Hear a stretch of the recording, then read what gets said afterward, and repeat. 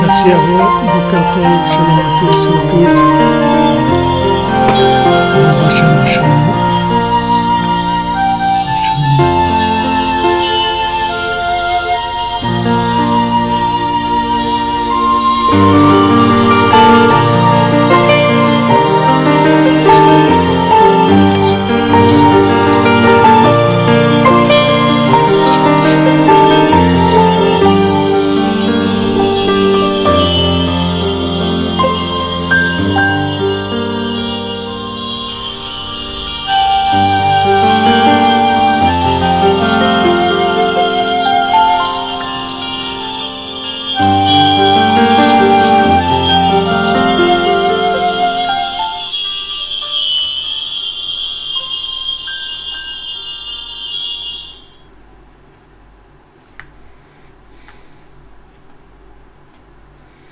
Boker Tov, shalom à tous, à toutes les amis.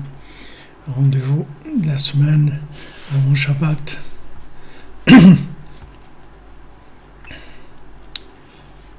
Merci de votre présence, merci de votre soutien. Voilà, on va se préparer pour le décollage du Shabbat dans la joie, dans la Emouna. Refoua Shlema pour Janine Bateglantine, Sandrine Badjanine. Refoua Shlema pour votre maman qui est tombée.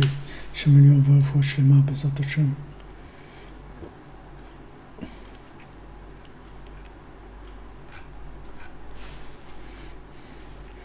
Refoua pour tout le monde. Toute la réussite et bien sûr je passe le bonjour à Rabbeinu pour vous tous et vous toutes. Et on avance, Bezat Hashem, dans la construction de la Géoula, la mise en place de la Géoula, Sot Rabbeinu, Kashat, Shon, Shayim, Ratzatik,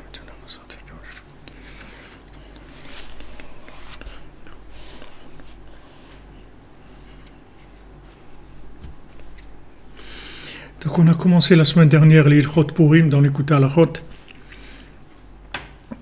À la Chabet, page 507 pour ceux qui ont écouté à la Chot. Et on a parlé de Haman la semaine dernière.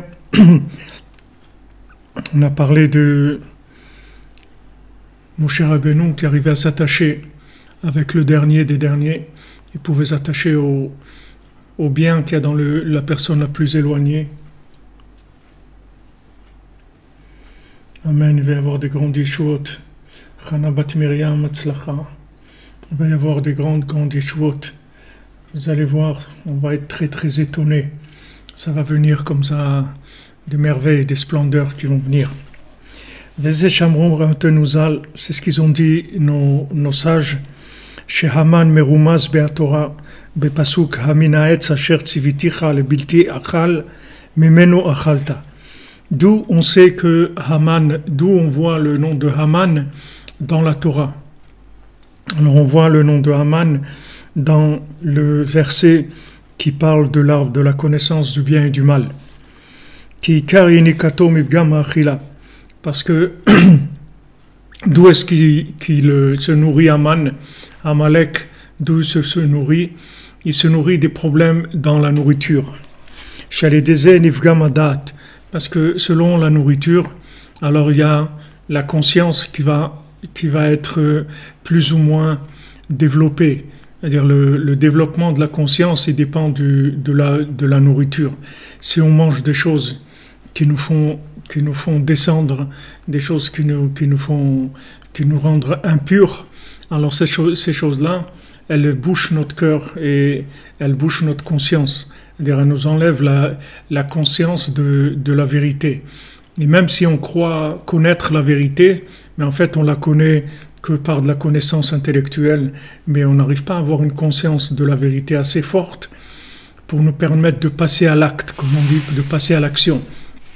Pour passer à un engagement concret, il faut un niveau de conscience qui puisse donner un résultat dans Malchut, c'est-à-dire dans le pouvoir, la conscience qui donne le pouvoir. Alors un des éléments qui abîme le lien entre la conscience, la connaissance plutôt, et la conscience qui est liée au pouvoir, c'est la nourriture. La nourriture, c'est quelque chose qui va énormément influencer la conscience de l'individu. Chez Zeprinat Bgan Achilat Etzadat Tovara, que maintenant toute nourriture qui n'est pas conforme à la volonté d'Hachem, ce que Hachem il attend de nous, ou bien tout ce qui va être autour de la nourriture, une personne qui va manger pour se goinfrer, etc. Tout ce qui va venir de la nourriture, c'est quelque chose qui a un rapport avec l'arbre de la connaissance du bien et du mal. En fait, la nourriture, qu'est-ce qu'elle fait? Elle chasse la possibilité de se conscientiser sur la connaissance. C'est-à-dire normalement, quelqu'un qui sait quelque chose, il doit passer à l'action. Si quelqu'un il sait que le cigarette ça tue, alors normalement il ne doit pas fumer. Mais comment c'est possible qu'il sache que la cigarette tue et il continue à fumer? C'est parce qu'il ne sait pas. C'est-à-dire qu'est-ce qu'il sait? Il connaît une information intellectuelle, mais il n'a pas une conscience concrète de ce que ça veut dire. Et ainsi de suite, toutes les choses c'est comme ça. Donc Rabbeinu nous dit, quand tu vois que tu n'arrives pas à te conscientiser sur des choses, tu vois que tu sais des choses et tu es torturé parce que tu aimerais les vivre et tu n'arrives pas à les vivre, alors il dit regarde au niveau de la nourriture. Donc on voit que c'était le problème au niveau d'Adam Arishon quand il a mangé du fruit de l'arbre de la connaissance du bien et du mal, mais aussi c'était le problème aussi on voit de Esav. On voit Esav, il a demandé aussi à Yaakov, donne-moi à manger. Donne-moi à manger. Parce que il voulait se nourrir de ce qui enlève la conscience. Shalom, shalom, depuis la France, depuis le Brésil, de tout. Shalom à tout le monde, tous ceux qui sont présents, les Hashem. Et ceux qui ne sont pas présents aussi, ceux qui voudraient, s'ils savaient, ils seraient là. Alors la nourriture, c'est quelque chose d'extrêmement important, puisque c'est ce qui va influencer, en fait, notre conscience. Notre conscience, elle va être influencée par la nourriture. Donc c'est sûr que c'est quelque chose d'extrêmement important, qu'on a besoin une chose sur laquelle on a besoin de travailler. Et donc Hachem il nous dit voilà comment Aman il a procédé, il a essayé de nous faire tomber dans un repas avec Achashverosh de manière à nous enlever notre conscience, nous faire perdre la conscience de la nourriture. Si on regarde techniquement, la nourriture, c'est ce qui permet de maintenir l'âme dans le corps. Rabbeinu nous dit que le fait qu'on mange, c'est ça qui nous maintient en vie. Donc la connexion, si vous voulez, le lien entre l'âme et le corps, ça se fait par l'intermédiaire de la nourriture. Donc il va y avoir dans la nourriture une grande influence entre ce qui est la sensation et le ressenti de la vérité et la connaissance de la vérité. La connaissance de la vérité, on peut y avoir accès, c'est ouvert, il n'y a pas de problème. C'est ouvert à tout le monde, comme on dit, les universités sont libres. C'est-à-dire que la connaissance est ouverte, pas de problème, vous voulez de la connaissance, vous pouvez y avoir accès, mais la conscience de cette connaissance-là, ça c'est autre chose. La conscience de la connaissance, c'est autre chose. C'est un monde, c'est un autre monde complètement. Le monde de la réalisation, de la prise de conscience, de la connaissance, c'est un autre monde. Ça n'a rien à voir avec la connaissance elle-même, c'est autre chose. C'est la transformation de la connaissance en vécu, c'est l'arbre de vie, c'est pas l'arbre de la connaissance. Maintenant, qu'est-ce qui a puni, qui a empêché Adam Arishon de se rapprocher de l'arbre de vie? C'est l'arbre de la connaissance du bien et du mal. C'est-à-dire du moment où il a mangé une nourriture qui lui était interdite, parce qu'à ce moment-là, elle était interdite, même si 2 ou 3 heures après, elle allait devenir une mitzvah, mais pour l'instant, elle était interdite, donc il n'avait pas le droit d'accès à cette connaissance-là. Et le fait qu'il a forcé, il est rentré dans cette connaissance sans qu'il ait le droit, ça fait qu'il n'a pas pu obtenir la conscience de cette connaissance. Et donc cette connaissance, elle l'a fait complètement dérailler dans des comportements qui étaient complètement contre la volonté d'Hachem, du fait qu'il a mangé une nourriture interdite. Donc la nourriture, ça va être un point extrêmement important dans notre vie, et elle va avoir une influence directe sur notre comportement, puisque c'est elle qui va doser le niveau de conscience de la connaissance. C'est-à-dire que si maintenant on a une nourriture qui est selon la volonté d'Hachem, qui est cachère, qui est pas interdite, la nourriture comme il faut, et aussi qu'on mange de manière aussi correcte, c'est-à-dire en faisant des bénédictions, en prenant le temps de manger, en mangeant de la nourriture saine. Tout ce qui est autour de la nourriture, ça va influencer le lien entre la connaissance et la conscience, c'est-à-dire la projection de la connaissance dans le vécu. Une fois que vous avez la conscience, après l'action, elle est extrêmement facile. Elle est extrêmement facile, parce que l'action, elle est complètement elle suit complètement la conscience. Si vous êtes conscient de quelque chose, l'action, c'est pas un problème. Rabbeinu dit dans la Torah 141, dans l'Écoute Moran, il dit que si quelqu'un il a le mérite de sentir la douleur de la faute, il dit que voilà, s'il sent la douleur de la faute, alors après il va trouver une solution, comment réparer, c'est pas un problème. Mais ressentir la douleur. Si vous ne ressentez pas la douleur, vous cherchez pas à résoudre le problème. Quelqu'un qui ressent pas qu'il a un problème dans sa vie, de la façon dont il vit, qu'est-ce que vous voulez qu'il cherche? Il n'a pas besoin de chercher de solution, il n'a pas de problème. Donc la conscience de la vérité, c'est autre chose que la connaissance. Il y a des gens qui brassent beaucoup de connaissances de la vérité, qui sont très très proches de la vérité dans la connaissance. Mais dans le vécu, dans la conscience de cette vérité, ils sont des millions d'années-lumière de la conscience de cette connaissance-là. Alors nous, on veut arriver à la conscience de la vérité, parce que la vérité sans la conscience, ça nous intéresse pas tellement. Ça nous intéresse pas tellement, puisque qu'est-ce qu'on va en faire? Ok, on connaît la vérité, c'est comme si on regarde les vitrines. Ok, on a vu des vitrines, c'est mignon. On aimerait avoir les moyens d'acheter, c'est ça qui nous intéresserait le plus.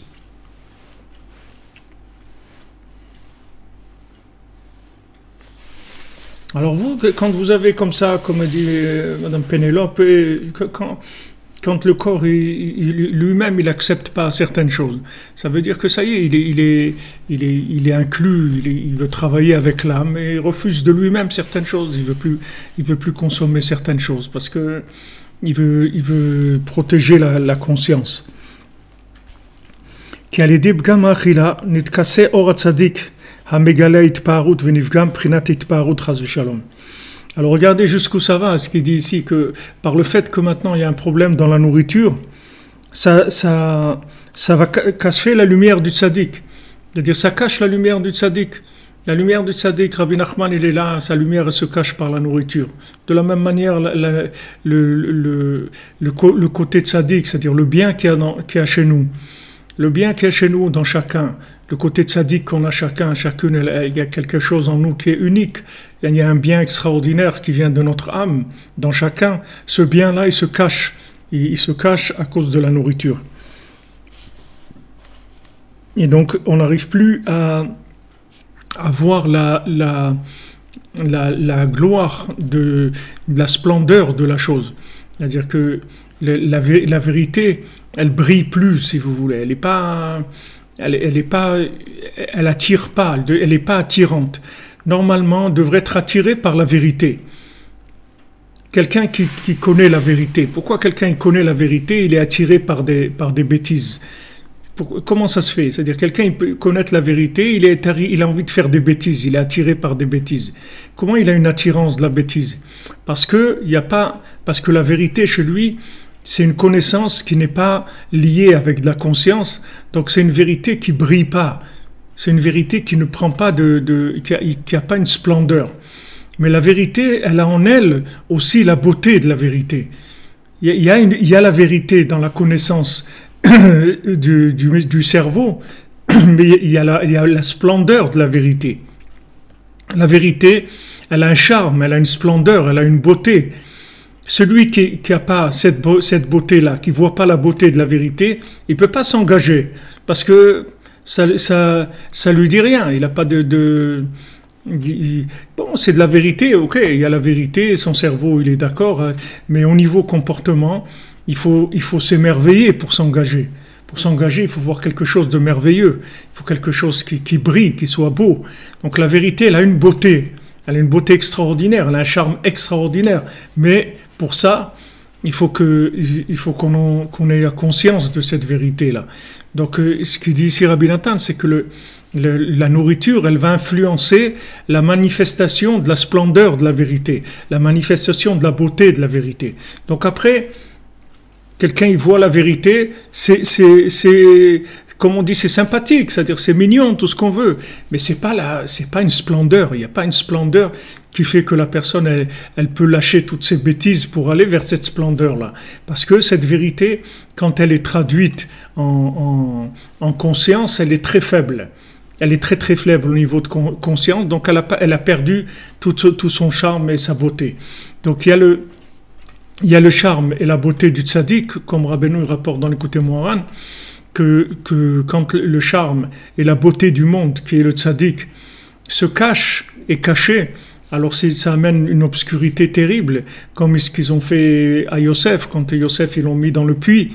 Nos sages ils disent que au moment où ils l'ont mis dans le puits, en fait, qu'est-ce qu'ils ont voulu? Ils ont voulu cacher la splendeur de Yosef, cacher la beauté de Yosef. Yosef, il était très très beau. C'est pas qu'il était beau, que c'était quelqu'un de beau, qu'on appelle une beauté physique. C'est qu'il avait une expression de la vérité qu'il avait en lui, qui s'exprimait sur son visage par une lumière extraordinaire. Donc il émanait cette lumière-là. Et ça les dérangeait aux autres. Donc quand ils l'ont mis dans le puits, en fait, ils ont caché cette splendeur-là pour que cette splendeur-là, elle ne brille pas dans le monde. Et c'est écrit dans les Sfarim que quand ils ont fait ça, ils ont emmené beaucoup de souillures dans le monde.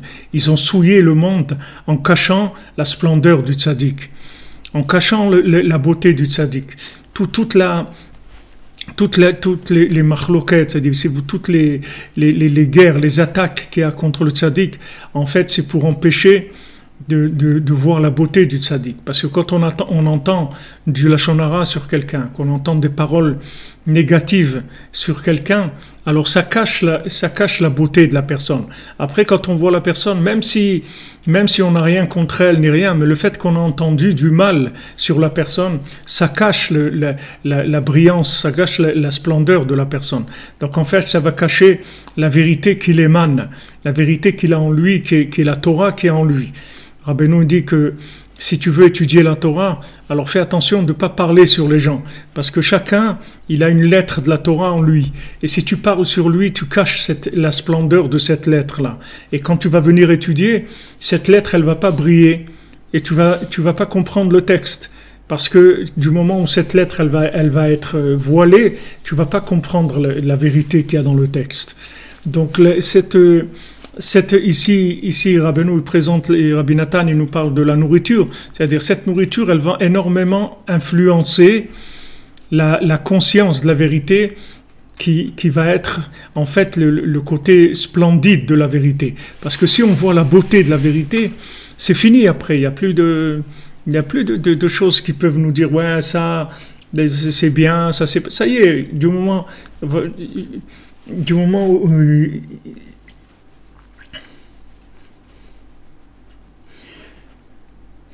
c'est sûr qu'à notre époque, il y a moins il y a il y a moins d'évidence, M. Terrier, c'est sûr. Il y a moins d'évidence. Mais on voit qu'on est attaqué. Bien sûr, quand on a cette vérité, quand on a la conscience de la vérité, et mademoiselle Ouf, c'est sûr qu'on a la conscience de la vérité. Il n'y a plus rien qui nous intéresse dans le monde. C'est sûr. C'est sûr que quand quelqu'un... Parce qu'en fait, ça devient sa nourriture.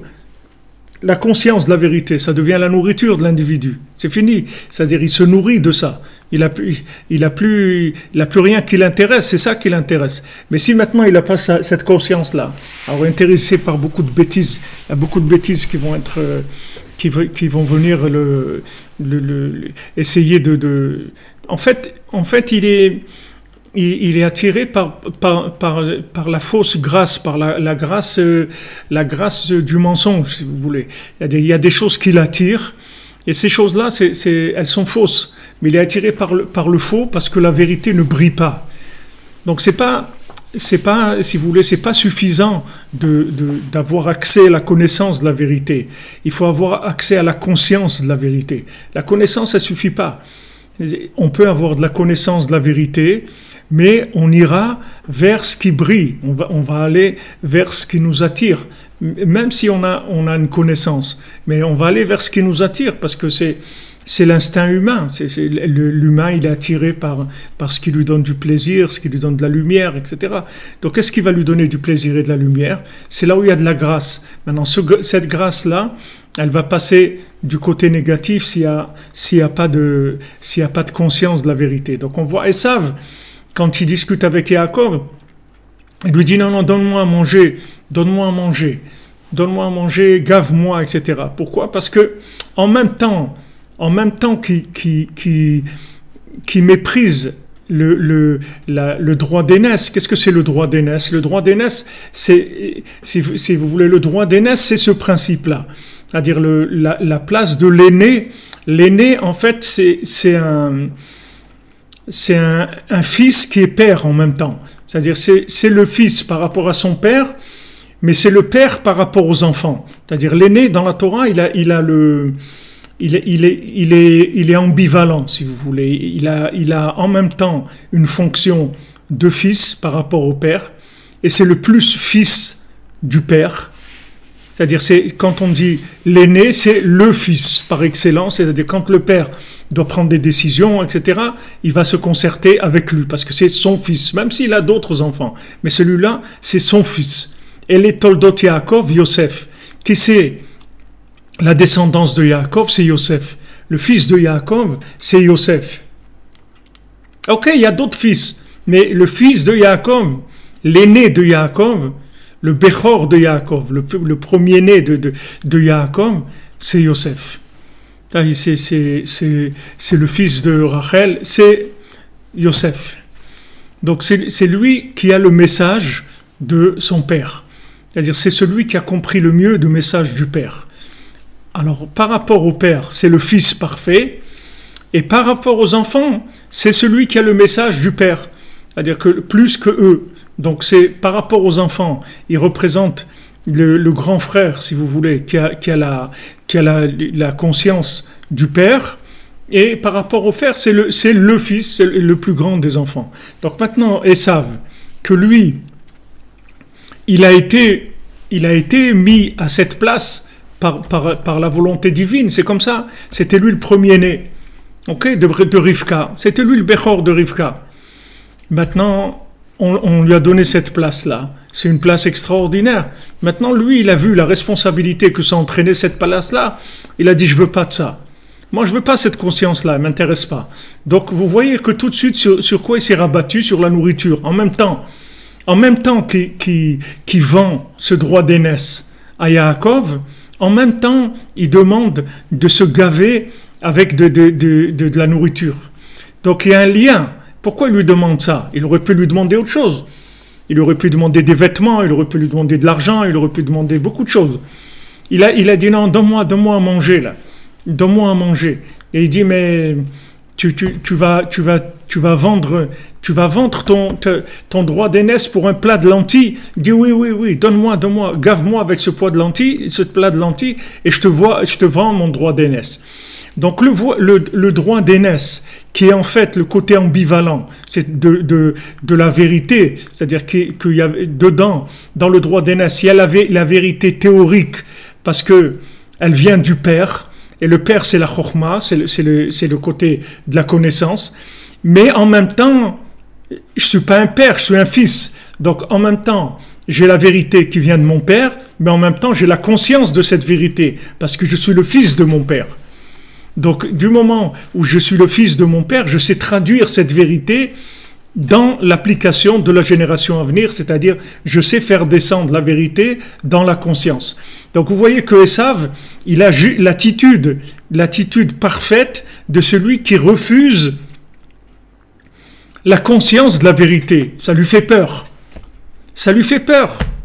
Il veut pas cette conscience-là. Ça l'intéresse pas. Parce que si il a cette conscience-là, ça y est, c'est-à-dire, comme a dit Mademoiselle Roux, il n'y a plus rien qui l'intéresse dans ce monde. Il va être obligé d'aller vers ça. Il n'y a plus rien qui va l'intéresser. Et on avait notre ami Alav Shalom, Meir Cohen, Alav Shalom, un petit garçon, une splendeur de 17 ans, qui est parti à l'âge de 17 ans, il est décédé à l'âge de 17 ans. Mais vous voyez quelqu'un qui a eu la conscience de la vérité. Pourtant, il venait de Paris, il était en Eretz, c'était pas il n'est pas né un chassid de Maashéarim ou du Kotel. Il est né à Paris, etc. Ses parents, ils ont fait la Aliyah. Et il a goûté à la vérité de Rabbi Nachman. Quand il a goûté à ça, il a laissé tout. Il voulait que ça, c'est tout. Il n'y a plus rien qui l'intéressait. À l'âge de 16 ans, il était en vacances, au lieu d'aller à la piscine ou des trucs comme ça, c'était que Chatzot et Bodedut et des tout. Il voulait que ça, c'était ça. Son kiff, sa vie, c'était celle-là. Tout le problème, c'est de faire briller la vérité à nos yeux, de ne pas la mépriser. Tout le problème, c'est que sur la vérité, si vous voulez, on peut tomber d'accord. On peut s'asseoir autour d'une table et discuter et tomber d'accord sur la vérité. On peut arriver à s'arranger. Mais quand maintenant, on va passer à la conscience de cette vérité, c'est là où il va y avoir beaucoup de problèmes. Parce que les gens, ils savent que s'ils sont conscients, c'est fini, c'est plus du tout la même chose. Quelqu'un qui est conscient, il ne peut plus revenir en arrière. Ça y est, il est conscient maintenant. Du moment où il est conscient, il ne peut plus agir de la même manière. Il ne peut plus agir de la même manière. Rabbi Nachman, il dit dans Sichot Haran, il dit que maintenant les gens tous ils sont droits. C'est-à-dire toute personne, elle a une droiture. Mais seulement, la droiture de la personne, elle ne commence pas au même niveau pour chacun. Il y a des gens qui sont droits, qui volent pas, qui mentent pas. Il y a des gens, ils volent pas, mais ils mentent. Il y a des gens, ils mentent, ils volent, mais ils tuent pas. Il y a des gens, ils mentent, ils volent et ils tuent aussi. C'est des degrés de conscience, c'est tout. Il y a des degrés, chaque individu a un degré de conscience. Maintenant, la clé de la conscience qui nous dit ici, c'est la nourriture. C'est-à-dire, la nourriture, c'est elle qui va en fait faire digérer la connaissance en conscience ou pas. Est-ce que maintenant, cette connaissance que j'ai, elle va être traduite en conscience ou elle va rester théorique? Alors, Esav, vous voyez qu'il a tout à fait conscience de cette chose-là. Il sait exactement comment ça fonctionne. Puisqu'il vend son droit d'aînesse, c'est-à-dire justement ce côté ambivalent de la vérité et de la conscience, il le vend pour un plat de lentilles. C'est-à-dire que il fait l'acte qui va entraîner la perte de la conscience. Il veut se nourrir pour perdre, il veut se nourrir, c'est-à-dire il veut se gaver avec des lentilles parce que il veut pas de la conscience. Et ce plat de lentilles, en plus, c'est la nourriture des endeuillés. Parce qu'Avraham Avinu, il était décédé, donc c'était le repas de l'endeuillé qu'on donne après l'enterrement. On donne cette nourriture-là. C'est en général des choses rondes comme l'œuf ou les lentilles, des choses qui sont rondes. Des choses qui sont rondes, alors il y a plusieurs explications pourquoi, parce que on dit c'est Galgal Choser Baolam, c'est comme on dit c'est une roue qui tourne, la personne elle décède ici mais elle renaît dans l'autre monde et après elle revient ici et ça tourne. Il y en a qui expliquent comme ça, il y en a qui disent que c'est rond parce que c'est un rond fermé comme la bouche de l'endeuillé qui peut pas parler parce qu'il a plus de parole parce qu'il est tellement dans la douleur du deuil qu'il peut pas parler. Donc cette nourriture aussi qu'il a choisie, c'est une nourriture d'endeuillé, parce que c'était quelqu'un qui était tellement angoissé de la mort. Il était très très angoissé de la mort, Esav. Il est toujours très angoissé de la mort, parce qu'il ne peut pas supporter la conscience de la mort. C'est quelque chose qui vient détruire complètement son mensonge. Il peut pas. Vous pouvez pas vendre un article à quelqu'un qui va disparaître dans quelques instants. Si vous voulez lui vendre quelque chose, il va pas l'acheter. Il va pas l'acheter. Il va acheter juste ce qu'il a besoin, c'est tout. Il va pas acheter des choses qu'il a pas besoin. Donc cette conscience de la mort, ça dérange Esav énormément. Donc vous voyez, tous ces éléments, ils sont associés. En même temps, la nourriture d'un endeuillé et spécialement de la nourriture. Et au moment où il vend son droit d'aînesse pour cette nourriture-là. Parce qu'il ne veut pas du tout de risquer que la vérité, elle rentre dans son cœur. Il veut absolument pas ça. Il veut que la vérité, elle reste dans sa tête. Elle ne veut pas qu'elle rentre dans son cœur. C'est pour ça aussi, je le dis plusieurs fois, pourquoi il porte la cravate aussi, c'est pour ça. Parce que la cravate, c'est pour fermer ici, de manière à ce que ce qu'il y a dans la tête, ça risque pas de descendre dans le cœur. Parce que si ça descend dans le cœur, c'est trouble fait. C'est fini, on peut plus faire la fiesta. Parce que le cœur, maintenant, il sait, mon cœur sait des choses. Si mon cœur sait, ça y est, c'est un trouble fait. Même si je fais la fête, c'est plus pareil. Rabbi Nachman, il dit, moi, c'est un trouble fête. Si tu viens chez moi, sache que je vais te troubler la fête. Que tu vas plus faire la fête. Tu vas plus être un fêtard. Tu vas plus être un couche-tard. Tu vas plus être un fêtard. Tu vas te lever, voilà. Tu vas te lever à 3 heures du matin, à 2 heures du matin pour étudier la Torah. Regarde ce que je vais faire de toi. Et quelqu'un, il te voit comme ça, il dit, mais t'es fou, qu'est-ce que tu fais? Allez, va t'éclater, éclater de quoi? De quoi je vais m'éclater, de quoi? Mais ouais, qu'est-ce que tu fais là? Tu perds ta vie, tu peux vivre, tu peux profiter de la vie. Les gens, ils appellent ça la mort, ils appellent ça profiter de la vie. L'obscurité, ils appellent ça la lumière. Alors comment vous voulez discuter avec lui? Donc Esav, si vous voulez, sa démarche, elle est tout à fait claire par rapport à ce qu'il cherche. Il cherche à faire un bon gueuleton, et avec ça, il va complètement boucher les accès de la vérité au cœur, de manière à ce que le cœur il risque pas de ressentir la conscience de la vérité. Et avec ça, il n'y a pas de problème. Il va rouler sur une route à double voie. Il y a la voie de la vérité et il y a la voie du comportement. Et le comportement, il va être un comportement de consommateur, et la connaissance, ça va être une connaissance de la vérité. Donc il n'aura aucun problème à gérer ça dans une route à double sens. Il va jouer avec les deux notions. Mais si maintenant il fait attention à la nourriture, donc il va rentrer dans une conscience de la vérité qui va l'obliger après à changer son comportement. Parce qu'il ne pourra plus être comme avant. Ça y est, maintenant il est conscient. Tant que quelqu'un n'est pas conscient, il n'est pas conscient. Mais du moment où quelqu'un est conscient, après il trahit sa conscience, ça devient autre chose déjà. Ça c'est déjà un autre niveau. Mais quand quelqu'un il n'est pas conscient, il n'est pas conscient. Mais s'il n'a pas fait des choses qui vont contre la conscience, alors on va rien lui dire, on va l'aider. Mais quand la personne elle fait de façon consciente d'aller se goinfrer de manière à justement boucher le cœur, de manière à ce que le cœur ne puisse pas ressentir la vérité, ne pas l'amener dans la conscience, ça c'est la destruction de Esav par rapport à la conscience du monde futur. Donc lui, il croyait pas dans le monde futur, il croyait pas dans la vie qu'il y a après la mort. Pour lui, la vie c'est ici et après il n'y a pas de vie. Alors que Yaakov, c'est le contraire. Pour lui, il dit cette vie d'ici, c'est une vie très très précaire, très aléatoire, c'est très provisoire. Et la vraie vie, elle va commencer avant. Donc c'est deux discours complètement opposés. Complètement opposés. C'est l'opposé total. Il y en a un qui vient à droite et l'autre qui va à gauche. Ça n'a rien à voir. C'est deux chemins complètement opposés. Donc, et ça, vous voyez sa démarche, elle va tout à fait avec ce qu'on est en train d'étudier. Vous voyez ce qu'il veut, ce qu'il cherche, donc il a le comportement adéquat par rapport à ce qu'il cherche. Oui, c'est ça, M. Terrier. C'est pour ça qu'Assuéris, Achashverosh, il a fait. C'est ce qu'on a dit la semaine dernière. On a vu ça.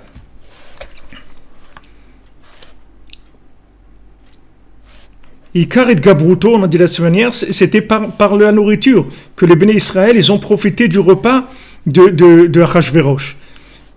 Tout ça, c'était le conseil de Haman, pour les faire tomber dans de la nourriture interdite, de manière à leur faire perdre la conscience de la vérité.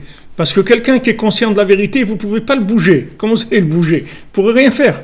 Donc maintenant, qu'est-ce qu'il attaque? Il attaque la conscience de la vérité. Il attaque la conscience de la vérité par le tzaddik d'abord, c'est-à-dire qu'il cherche le mois où est décédé Moshe Rabbeinu, parce qu'il dit, puisque le Moshe Rabbeinu il est décédé au mois de Hadar, le 7 Hadar, ça veut dire que le mois de Hadar, c'est le mois où le tzaddik est le plus caché. Donc je vais les attaquer à ce moment-là, puisque le tzaddik, c'est lui qui donne la conscience de la vérité, comme on l'a vu plusieurs fois au moment de Matan Torah, quand le Moshe Rabbeinu, avant qu'il revienne, c'est là où ils ont fait le veau d'or, parce qu'ils ont dit Moshe Rabbeinu il est mort, il va pas revenir, donc ils ont été faire le veau d'or. Donc tant que Moshe Rabbeinu était vivant dans leur conscience, donc il fautaient pas, parce qu'il y avait la présence de Moshe dans leur cœur, donc il est protégé de toutes les bêtises. Une fois qu'ils ont décidé que Moshe Rabbeinu il est mort pour eux, alors après ils ont été faire leurs bêtises. Ils ont été faire le veau d'or pour faire des bêtises. Donc ce principe-là, Amalek il le connaît. Ne croyez pas que Amalek c'est un idiot. C'est pas un idiot du tout. Il est beaucoup plus intelligent que la plupart d'entre nous parce qu'il sait exactement comment fonctionne les principes spirituels. Il connaît pas la perfection parce qu'il sait pas que le tzaddik quand il meurt c'est là où il vit encore plus, ça il le sait pas. Comme lui il croit que dans ce monde, donc il valorise les choses par rapport à ce monde. Si le tzaddik est vivant, alors ça veut dire qu'il a une influence, et s'il est mort c'est qu'il a plus d'influence. Mais ça il s'est trompé parce que le tzaddik, son influence elle commence au moment où il meurt, à condition qu'il y ait des gens dans ce monde qui continuent à croire en lui. Donc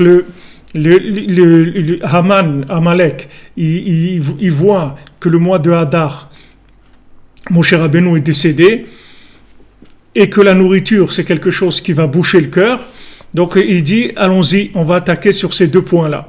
On va attaquer la lumière du tzaddik, la splendeur du tzaddik, et on va attaquer la conscience des gens en les faisant tomber dans de la nourriture interdite ou de la nourriture animale, tout ce qui risque de faire du mal aux gens. Donc ce qu'il dit ici, donc maintenant, qu'est-ce qui va se passer? C'est que quand la splendeur va baisser, la splendeur de la vérité va baisser, qu'est-ce qui va briller? La splendeur du mensonge, c'est-à-dire l'idolâtrie. L'idolâtrie va briller. Quelqu'un il va voir une maison super, une maison de 2000 mètres carrés, avec une piscine, avec une super salle à manger. C'est super, c'est beau, c'est magnifique, c'est extraordinaire. C'est ce que je veux. Je veux ça. C'est ça qui brille. C'est ça qui brille. Et d'un côté, on va lui dire, tu vas te lever la nuit, tu vas faire Hitbo des doutes, et tu vas parler avec Hachem. Il dit, mais quoi, c'est quoi ça et tout. Parce que ça brille pas. Ça brille pas. La vérité, elle brille pas. C'est la première Torah du Likutei Moharan. Rabbeinu dit que la splendeur de la vérité, elle est tombée. Il y a la vérité, mais sans la splendeur. Parce que s'il y avait la vérité avec sa splendeur, c'est fini. Tout le monde viendrait à la vérité. Tout le monde y viendrait. Seulement la vérité, elle est tombée. C'est-à-dire, il y a la vérité, mais il n'y a pas la splendeur. Il n'y a pas la splendeur qui va avec. Donc ça, c'est une épreuve, c'est difficile. Elle n'est pas visible. A priori, elle n'est pas visible, la splendeur de la vérité. Donc les gens, ils vont être attirés par de la splendeur de bêtises. Parce que quand maintenant, l'Aït-Paharut, c'est-à-dire la splendeur du vrai, se cache, alors qu'est-ce qui va briller? C'est le mensonge. Les bêtises, elles vont briller. Ouais, une belle voiture, il a une super Porsche, il a une super truc, ouais, une Bentley, il a une truc, ouais, c'est super. Il est au volant de sa Bentley, c'est comme s'il était, il croit qu'il est au paradis au volant de sa Bentley, il roule, ou de sa Ferrari et tout, ouais, c'est super. C'est extra. Qu'est-ce qu'il y a de super? Qu'est-ce qu'il y a de super? Qu'est-ce qu'il y a là-dedans? Qu'est-ce qu'il y a là-dedans? Mais non, tu comprends rien, mais c'est extraordinaire. Qu'est-ce qu'il y a d'extraordinaire? Dis-moi, je vais essayer de sentir quelque chose. Mais t'as rien compris, tu sais pas ce que c'est. Tu sais pas ce que c'est. Et toi, tu sais ce que c'est de te lever la nuit, de parler avec Hachem. Mais c'est quoi? Qu'est-ce que c'est ça, se lever la nuit, parler avec elle? Mais tu sais pas, tu peux pas goûter à la splendeur de ça. Cette chose-là, pour goûter à ça, c'est des privilégiés qui goûtent à ça. C'est les privilégiés de l'humanité. C'est pas tout le monde, c'est pas donné à tout le monde. Celui qui est arrivé à ça, c'est qu'il a passé des choses dans sa vie. On n'arrive pas à ça comme ça. On en passe des épreuves pour arriver à ça. Il y a une recherche de la vérité qui se fait dans la souffrance, dans la solitude, dans l'incompréhension, dans le mépris, dans beaucoup, beaucoup de choses. On n'arrive pas à la vérité comme ça. Les gens qui sont arrivés à la vérité, ils n'ont pas découvert les vérités dans les salons de l'Élysée. C'est pas là-bas où ils ont découvert la vérité. Les gens, ils ont découvert la vérité dans la souffrance, dans l'incompréhension, dans la limite de la folie, de l'hystérie totale, de croire qui est-ce qui a raison, qui est-ce qui a tort.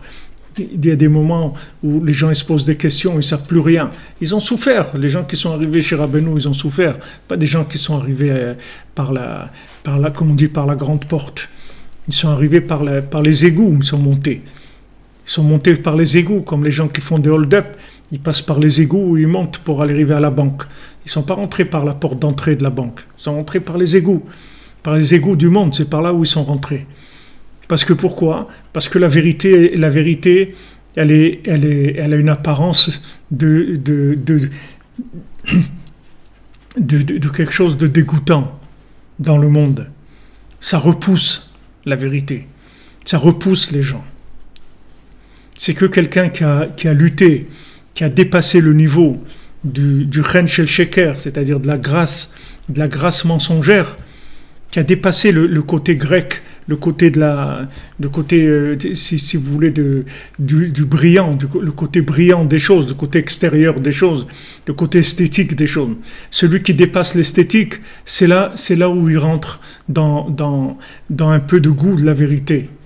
Il rentre dans un peu le goût de la vérité. Mais avant de dépasser l'esthétique, ça coûte cher. Ça coûte très très cher. C'est pas comme ça qu'on dépasse l'esthétique. Ça vient pas comme ça. Ça ne vient pas en étant assis dans un fauteuil. Ça vient avec beaucoup de douleur, avec beaucoup de lutte, d'incompréhension, de choses terribles, pour enlever l'emballage plastique, pour enlever le côté plastique, le côté esthétique des choses.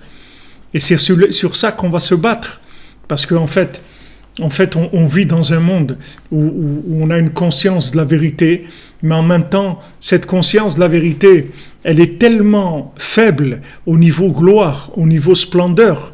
Elle est tellement faible au niveau splendeur. Elle brille tellement peu dans le monde que c'est très difficile.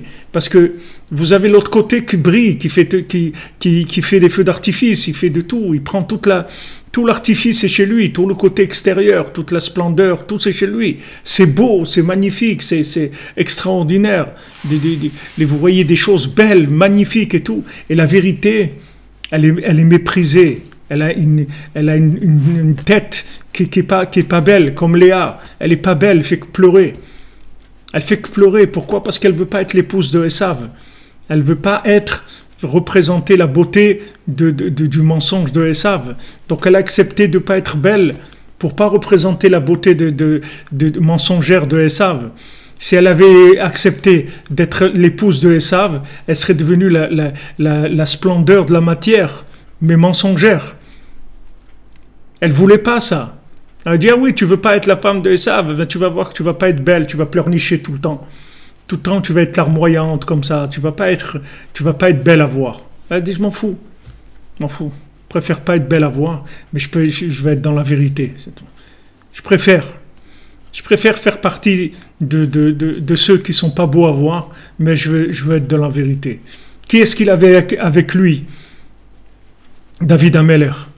David Ameller, il avait 400 hommes avec lui qui étaient tous des brisés, des gens brisés, des gens au cœur brisé, des gens découragés, des gens qui étaient à la limite du suicide. C'est ça les gens qui étaient avec David Ameller. Il avait 400 comme ça. Et à Esav aussi, il avait 400 avec lui. Mais les 400 de Esav, c'était des beaux gosses. C'était des gens en smoking.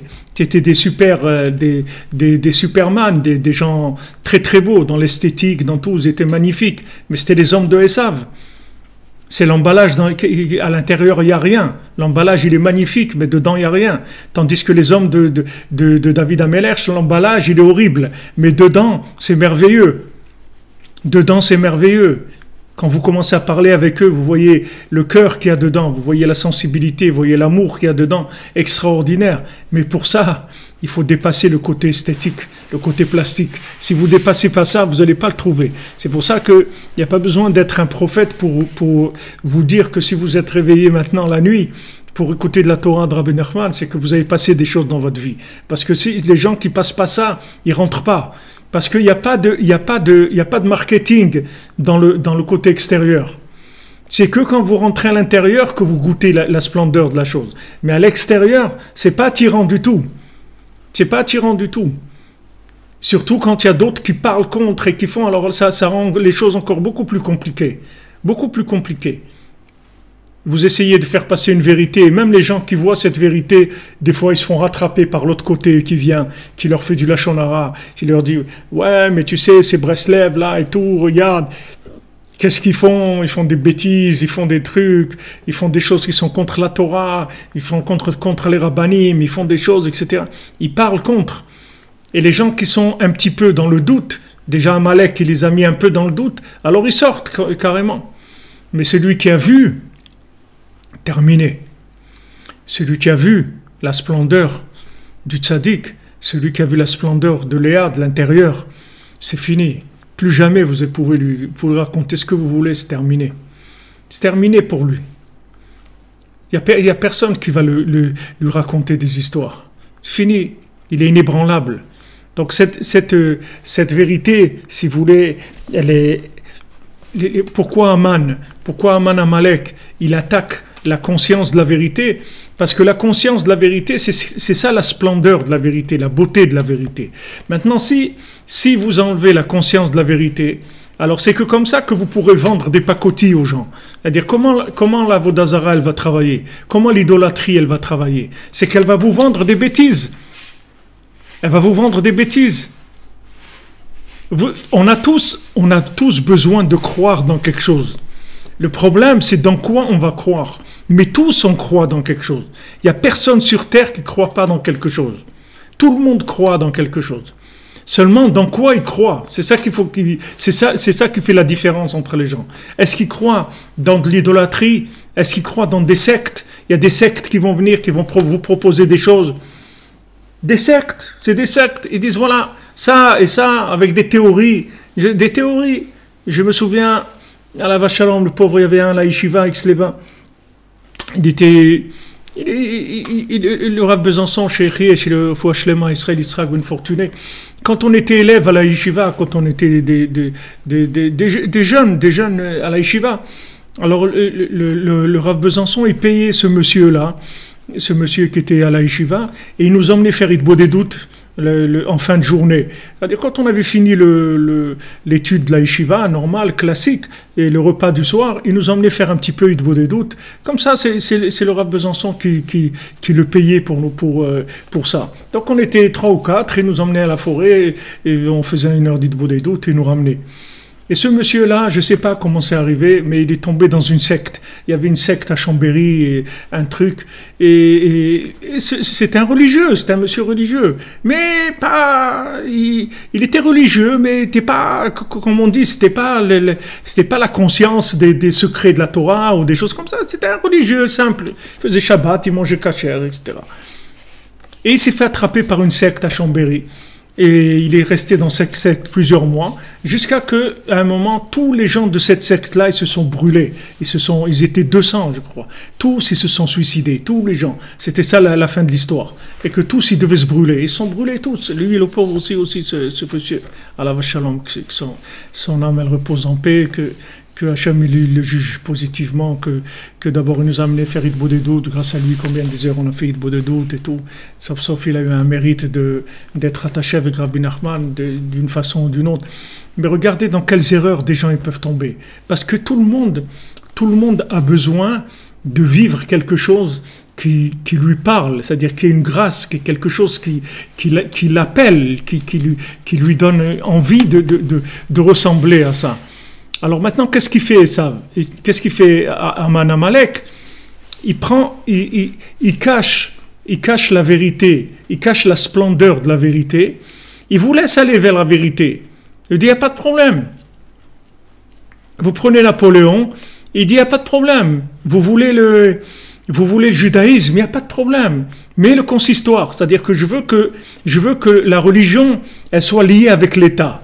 Je veux pas, mais il n'y a pas de problème. Faites ce que même je suis prêt à vous financer les synagogues. Il n'y a aucun problème. Je peux même vous payer les rabbins ou vous donner une synagogue, un endroit pour construire une synagogue. Il n'y a aucun problème.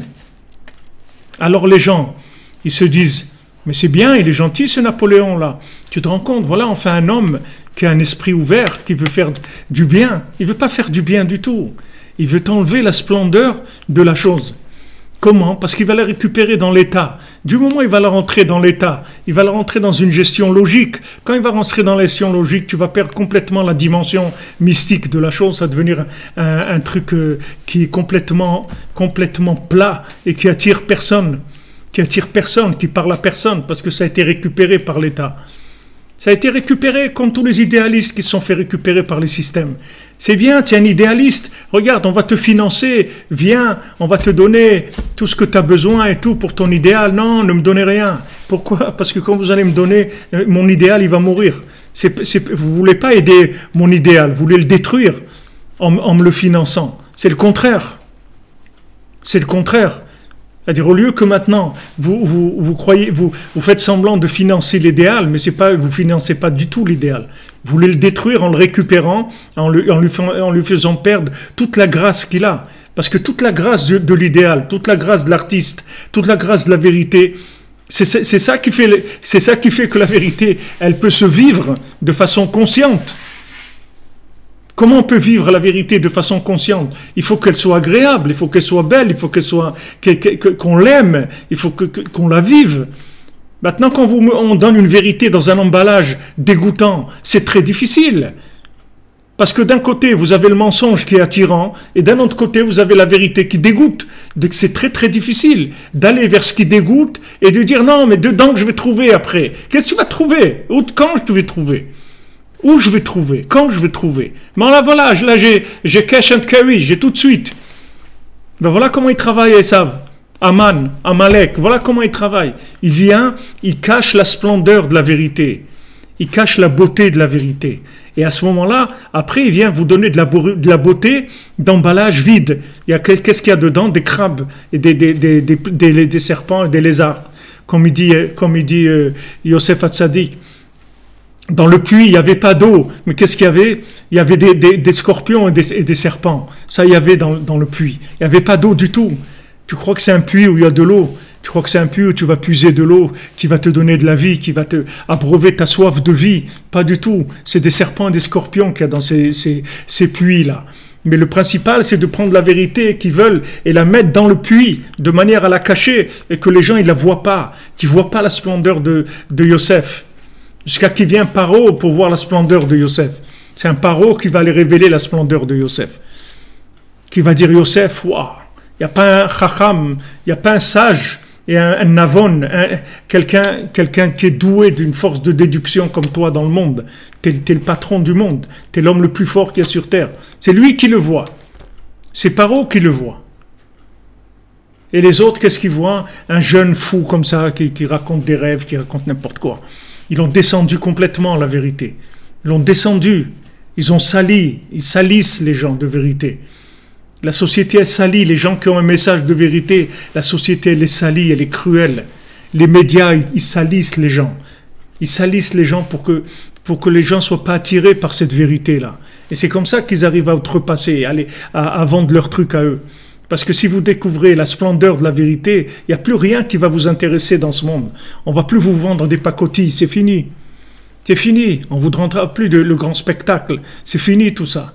Vous voudrez que du vrai, du peu, mais vrai. Des bons moments vrais. C'est tout ce que vous allez chercher.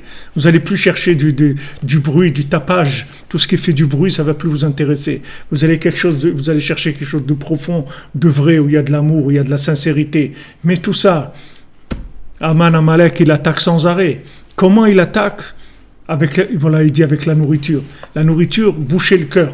Boucher le cœur de manière à ce que tu ne ressentes pas la splendeur de la vérité. Et à ce moment-là, il dit « Umisham yinikat avodazara » de là-bas, l'idolâtrie, elle profite de ça. C'est-à-dire que du moment où elle t'a enlevé le goût de la vérité, qu'elle t'a enlevé la splendeur de la vérité, elle va te refiler de la splendeur de bêtises. Elle va te faire briller, elle va t'astiquer les choses, te faire briller du mensonge, du vide. Elle va te faire briller des choses et derrière ces choses-là, il n'y aura rien. Il n'y aura rien, tu arriveras au bout, tu ne vas rien voir. Comme cette jeune fille-là,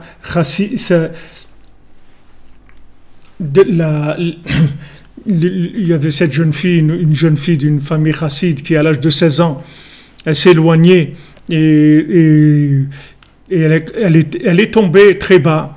Et ensuite, la pauvre, elle s'est suicidée à l'âge de 19 ans. Et elle a écrit une lettre qu'elle a demandé à faire afficher dans toutes les synagogues en Israël. Et dans cette lettre, elle disait, regardez, ne vous laissez pas avoir. Moi, j'ai plus la force. C'est-à-dire que j'ai plus la force de revenir. Et bon, elle n'a pas eu le mérite de connaître Rabbi Nachman, sinon elle serait revenue. Mais elle n'a pas eu le mérite de connaître Rabbi Nachman. Donc, elle est tombée très bas. Elle leur a dit, regardez, moi, j'étais là-bas. J'étais au fond du fond. Je vous dis, il n'y a rien là-bas. Ne vous faites pas attraper, il n'y a rien. Ce que vous goûtez chez vous, à la table du Shabbat, vous l'aurez jamais dans le monde. C'est quelque chose qui n'existe pas. Il n'y a rien, je vous le dis. Moi, j'arrive pas à revenir, mais je vous dis, il n'y a rien.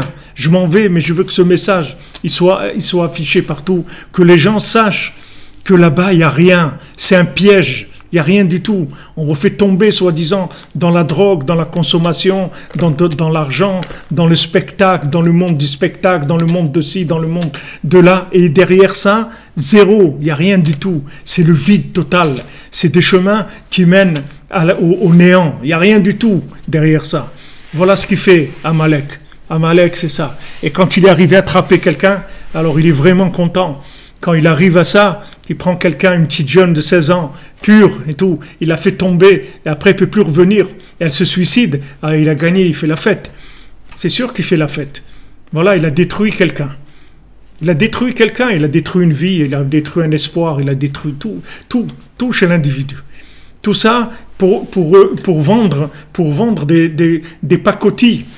Des trucs super emballés, ces emballages magnifiques avec du pelliculage mat, des trucs, des couleurs, des extraordinaires. Et l'autre, il vient, il a l'air d'un grincheux comme ça, ouais, il ramène son truc là, ouais, qu'est-ce que c'est, les trucs et tout. Ouais, c'est sûr que l'emballage, il montre pas du tout ce qu'il y a dedans. Rabbi Nachman, il a dit, même la reliure du livre, elle va cacher la vérité du livre. Même la reliure qu'il y aura. Même la reliure, elle ne sera pas assez belle pour montrer ce qu'il y a dedans. On fait des reliures, il y a des artistes qui font des présentations de livres magnifiques et tout. Et rien que ça vous attire, rien que la présentation du livre. Et il y a des livres qui sont plus chargés de choses très belles, mais la couverture, elle n'est pas extraordinaire. Alors, les gens, ils n'achètent pas, parce que la plupart des gens, malheureusement, ils achètent la couverture du livre. C'est pas le livre qu'ils achètent. Pour aller acheter un livre, il faut déjà l'avoir connu et aller spécialement acheter tel livre. Mais quelqu'un qui voit des titres comme ça, qui passe, qui regarde, etc. En général, c'est la couverture qui est vendeuse. C'est l'emballage qui est vendeur. Regardez où est-ce qu'on est, dans quelle génération on se trouve. Donc, Haman Namalek qui travaille que sur ça. D'un côté, il te rend terne la vérité, et d'un autre côté, il te fait briller le mensonge. Et dans l'individu, c'est pareil. D'un côté, il te cache toute la splendeur que tu as en toi, et d'un autre côté, il fait briller tes défauts. Il te fait ressortir tes défauts.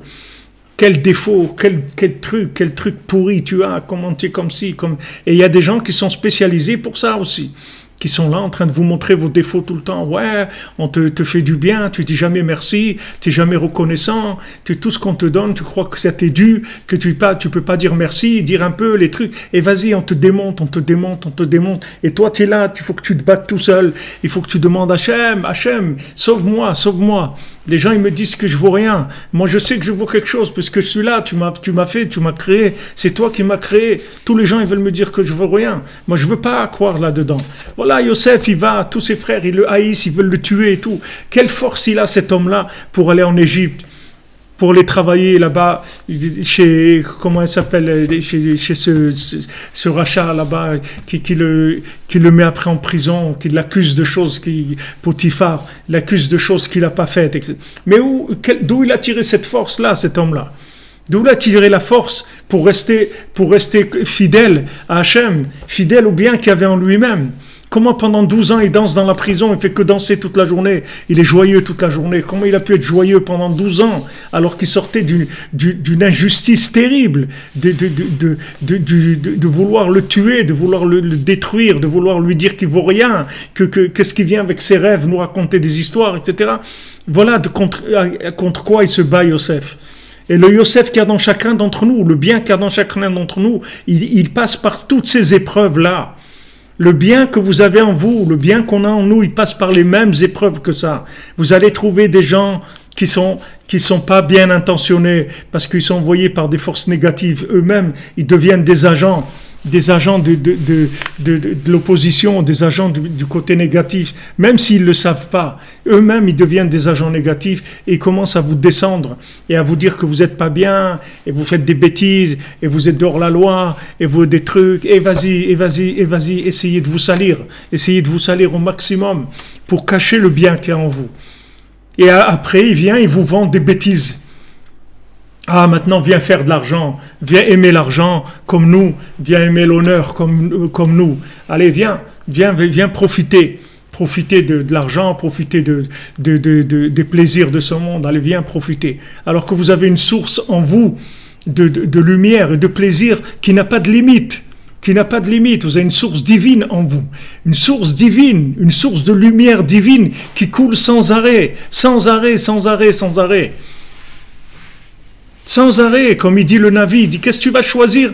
Un puits brisé, un puits cassé où il n'y a pas d'eau, alors que tu as un Ber Maim Chaim, tu es à côté de Nachal Novea Mekor Chochma, tu as une source d'eau fraîche et nouvelle qui se renouvelle chaque seconde. Qu'est-ce que tu vas choisir? Un puits cassé? Comment on t'a amené là?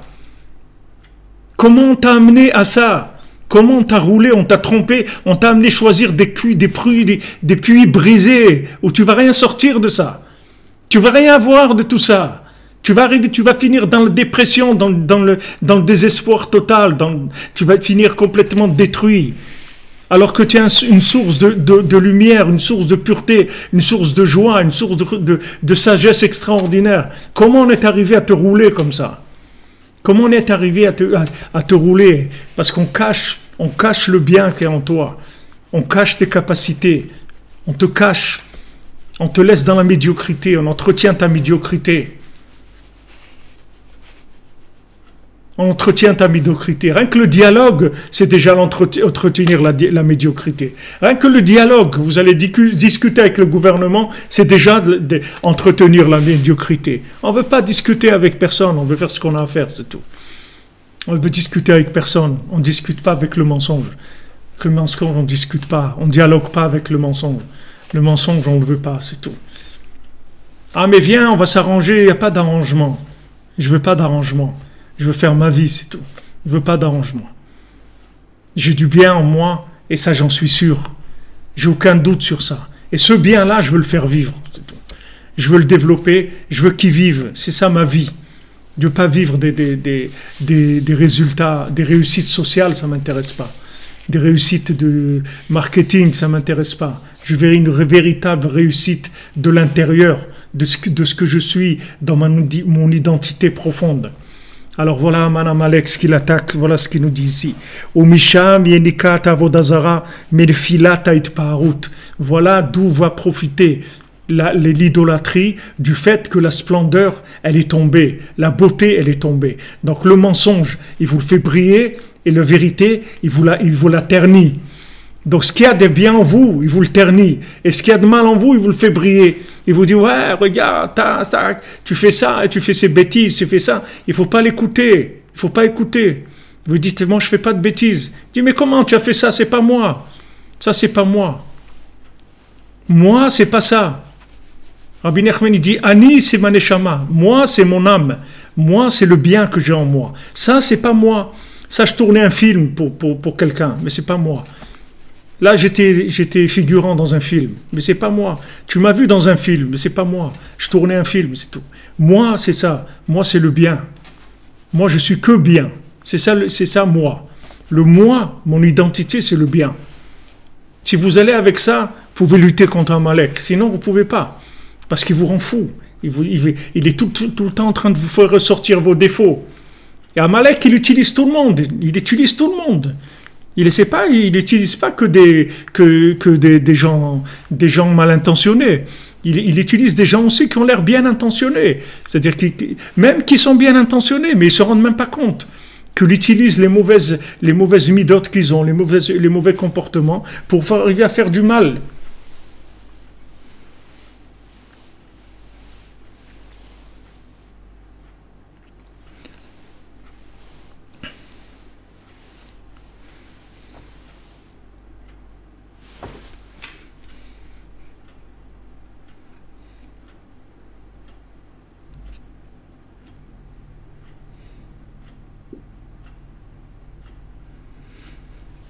Oui, les amis, ne croyez pas, c'est nous tous que Rabbi Nachman il aide. C'est pas, ne croyez pas, on est tous on est tous à la même enseigne. Ne croyez pas qu'il y a des gens mieux, on est tous à la même enseigne. On est tous attaqués et sur le bien qu'il y a en nous. Et Amalek, il ne veut pas laisser vivre ce bien et il utilise tous les moyens qu'il a pour essayer d'éteindre ce bien-là. Et nous, on doit se battre. Et on n'a qu'une seule chose pour se battre, c'est s'attacher au tzaddik et de s'attacher au bien qu'il y a en nous et de s'attacher à la prière et de se lever la nuit et demander à Hachem de nous sauver, d'arriver à nous reconstruire, à nous construire ou arriver au bout de nos projets, au bout de nos rêves, d'arriver à les réaliser. Ne croyez pas qu'il y a personne ça peut être tout le monde. Il peut utiliser la famille, il peut utiliser les proches, il peut vous utiliser vous-même dans ce que vous étudiez. Même vous-même, il peut vous utiliser. Il vous fait comprendre l'étude à l'envers. Comme Rabbi Nathan il dit, si tu étudies quelque chose et tu as compris que le résultat de ton étude, c'est que tu es quelqu'un de pas bien, ça que tu n'as pas compris ce qui est écrit. Parce que c'est pas pour ça que la personne elle a écrit le livre. Pour te montrer que tu n'es pas bien, et c'est pas pour ça. Elle a écrit le livre pour te montrer que tu es bien, pour t'encourager. Donc si tu as compris ça, c'est que tu n'as pas compris, c'est tout. Va relire, c'est tout, mais tu n'as pas compris. Il faut que la conclusion, elle soit toujours positive. Comme Rabbi Nachman il dit, que chacun il s'arrange, que son histoire elle se finisse bien. Que Bezat Hashem, chacun, son histoire va bien se finir. Donc il faut chercher une belle fin pour l'histoire.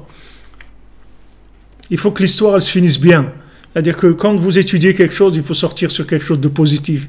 Quand vous faites Ritbo des doutes, il faut sortir sur du positif. Quand vous avez un repas de famille, il faut sortir sur du positif. Quand vous faites une sortie, il faut finir toujours avec une note, un goût de quelque chose de positif. Il ne faut jamais rester avec un goût de quelque chose de négatif. On n'a pas le droit. On n'a pas le droit. Il faut rester toujours avec du positif.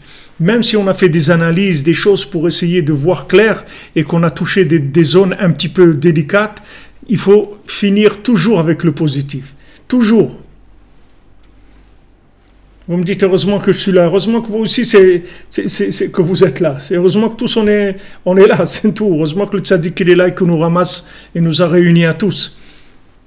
Il nous a réunis à tous ces chercheurs, tous des gens comme ça, qui cherchent la vie, c'est tout, qu'est-ce qu'on veut? On veut de la vie, on veut de la vérité, on veut vivre pour quelque chose, on veut que la vie elle ait un sens, c'est tout. Alors on se réunit et on essaye de s'en sortir, c'est tout.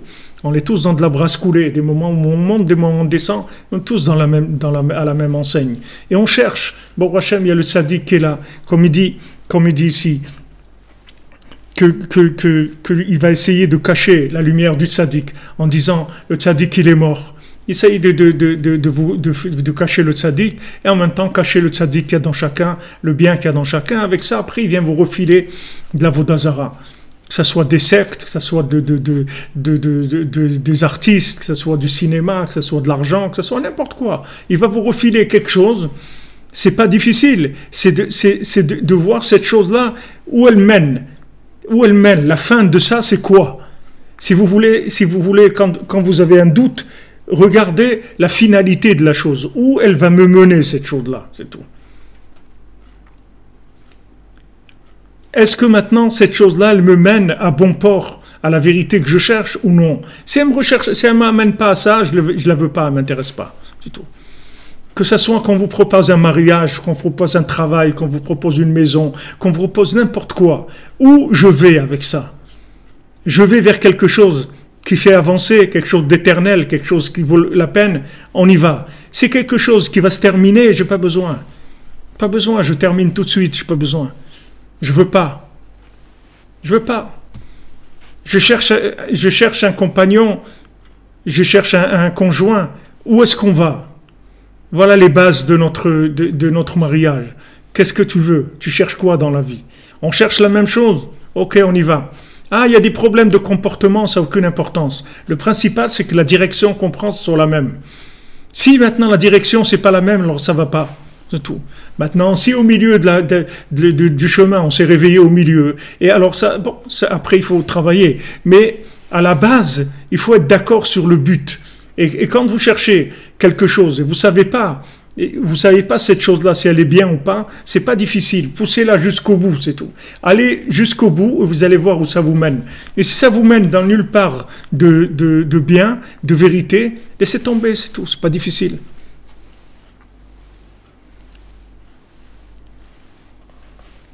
Exactement. L'Éternel est mon berger. Tout à fait. Tout à fait. Le psaume Chav Gimel 23. Hachem, c'est mon berger. Comme je vous ai dit cette semaine, que les Égyptiens, ils n'aimaient pas les bergers. Il dit tous les bergers, ils n'aimaient pas les Égyptiens. Parce qu'ils n'aimaient pas les bergers de la vérité. Et ils aiment des trucs, des vedettes. Ils n'aiment pas les bergers de la vérité. Bergers de la vérité, ça les dégoûte. To'eva, c'est mamash, ça les dégoûte. Regardez, ils arrivent à faire dégoûter le bien aux gens.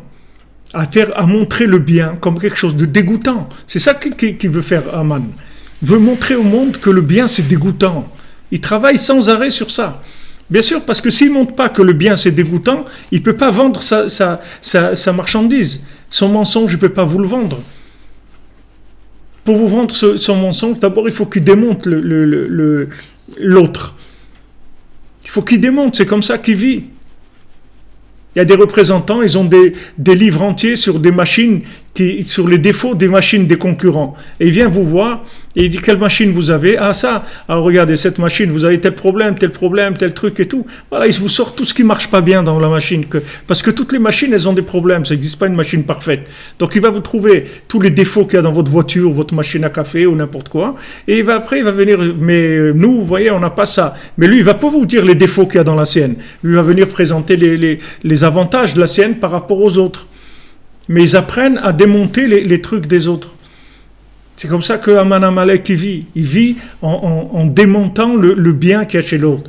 Il vient attaquer l'autre. Alors que vous voyez les gens de vérité, ils attaquent jamais personne. Ils parlent jamais sur personne. Ils sont intéressés par personne. Ils font ce qu'ils ont à faire, c'est tout. Ils ne regardent pas les autres, que celui-là il est bien, celui-là il n'est pas bien, celui-là il a fait ça. Ça ne les intéresse pas, ils font ce qu'ils ont à faire, c'est tout. Ils ne se construisent pas en parlant du mal des autres. Alors que la politique, c'est que ça. Montrer que celui-là, il a fait ça de mal, et l'autre, il fait ça de mal, et lui, c'est un profiteur, et lui, c'est un destructeur, et lui, il s'est trompé. C'est tout ça, la politique, c'est que ça, que montrer le mal qu'il y a chez les autres, c'est tout. Et avec ça, ils avancent, jusqu'à qu'il y ait un autre qui vienne faire tomber à lui aussi, comme elle dit la Mishnah. Sauf Metoufaïr et Toufoun. Quelqu'un, il a vu une tête qui coulait dans le ruisseau, dans la rivière, ils ont dit ceux qui t'ont noyé, eux aussi ils vont les noyer. C'est-à-dire, eux ils parlent sur les autres et après les autres ils vont parler sur eux. Chacun il a son moment de gloire et après on parle sur lui et on le fait tomber. Et il y a un autre qui va parler sur celui qui a parlé et comme ça sans arrêt. Et qu'est-ce que c'est ces systèmes? Vous croyez qu'avec ça on va aller quelque part? Et pas, il faut faire sa vie, il faut passer entre les gouttes du système et faire ce qu'on a à faire, c'est tout.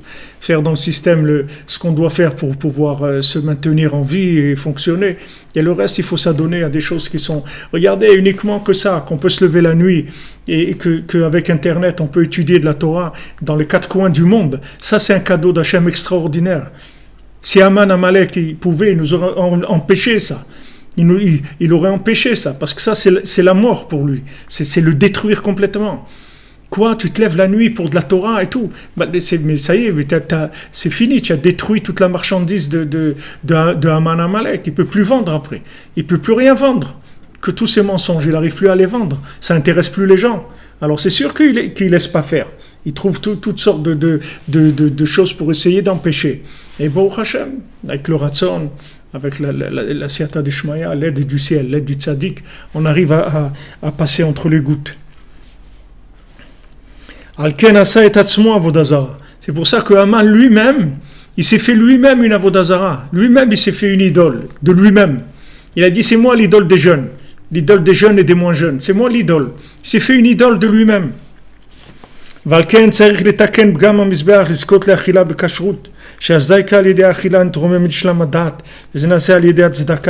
Donc maintenant, Rabbi Nathan, il donne le conseil. Comment arriver à sortir du problème de la nourriture? C'est si vous voulez, la racine du problème de la nourriture, c'est l'ego, d'accord? C'est l'orgueil. C'est ça la racine. Comment le serpent, il a fait tomber Adam et Chava en leur disant qu'ils allaient être des dieux, des créateurs. S'ils mangent de ce fruit, qui était le fruit de l'arbre de la connaissance du bien et du mal, ils allaient devenir des créateurs, d'accord? C'est ce qu'il leur a vendu, comme chose pour les faire tomber. Donc maintenant, qu'est-ce qui nous pousse, si vous voulez, à aller vers une vérité qui n'a pas de conscience, c'est-à-dire aller vers quelque chose qui tue la conscience? C'est l'ego. C'est-à-dire que maintenant, le fond du problème, c'est qu'on nous fait croire que si on va vers la vérité, on ne va pas vraiment exister. Que si on veut exister, il faut réussir dans ce monde. C'est-à-dire que si tu n'es pas riche, tu n'existes pas vraiment. Si tu n'es pas comme on dit, quelqu'un de très instruit, tu ne vas pas réussir. Si tu n'es pas un artiste, tu ne vas pas réussir. Si tu n'es pas C'est-à-dire qu'on vous donne des critères de réussite pour que vous ayez l'impression d'exister à travers cette réussite-là. C'est ça qui vend Haman Amalek. Haman Amalek, il vend cette réussite-là. Il essaye de vendre cette réussite. Donc ça, si vous voulez, c'est ça ce qui se trouve dans la nourriture. L'origine du mal qu'il y a dans la nourriture, c'est l'ego, si vous voulez. C'est-à-dire que, comme la nourriture, comme on dit, ça c'est ton pain quotidien. C'est-à-dire que c'est ce que tu manges tous les jours. C'est-à-dire qu'en fait, la personne dans sa nourriture, elle va tirer les énergies qui vont soit l'amener à découvrir le bien qu'il y a en elle et le bien qu'il y a dans cette nourriture, soit au contraire à étouffer le cœur, à boucher le cœur et amener la personne vers une réussite de l'ego, puisque la recherche de l'ego, ça vient de la peur de la mort. Si vous étiez sûr que vous êtes éternel, l'ego, ça vous intéresserait pas du tout. Parce que l'ego, le développement de l'ego, c'est pour des gens qui ont peur. Ils ont peur de disparaître. Donc ils veulent s'assurer, ils veulent de l'assurance, ils veulent beaucoup d'argent, beaucoup de connaissances, beaucoup de choses pour exister. Mais quelqu'un qui est conscient qu'il a une existence éternelle, il n'a pas besoin de ça. Il n'a pas besoin de ça parce qu'il sait qu'il est éternel. Il n'a pas un problème avec ça.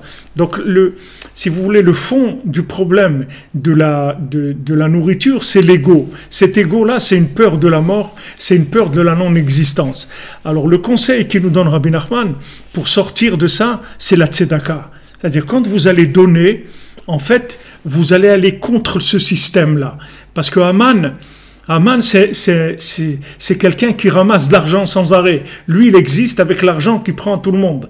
Vous voyez, ils savent, Amalek, de faire de l'argent, gagner de l'argent, dominer le monde avec l'argent, exister à travers l'argent.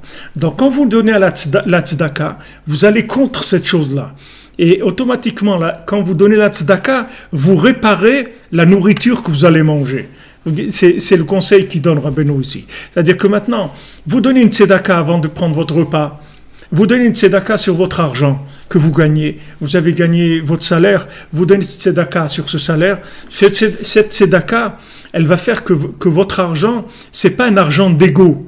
Donc quand vous allez acheter de la nourriture, cette nourriture-là, elle va pas développer l'ego chez vous. Elle va développer, au contraire, la vérité. En fait, vous pouvez acheter la même nourriture, sans parler de cachère et pas cachère.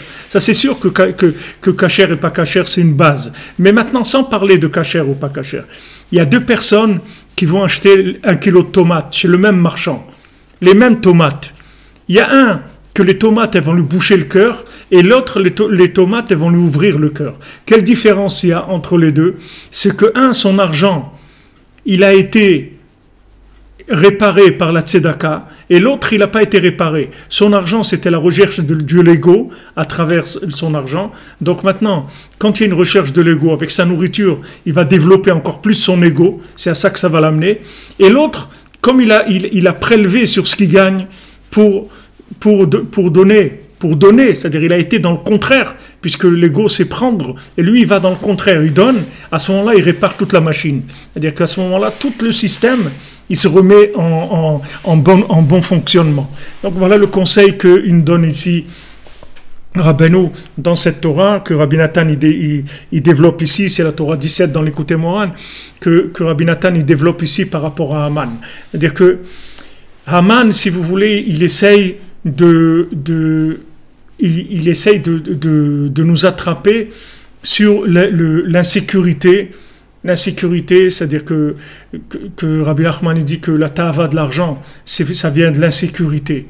C'est-à-dire qu'une personne, elle n'est pas sécurisée, elle n'est pas sécure, comme ils disent les Canadiens. Elle n'est pas sécure, donc elle a besoin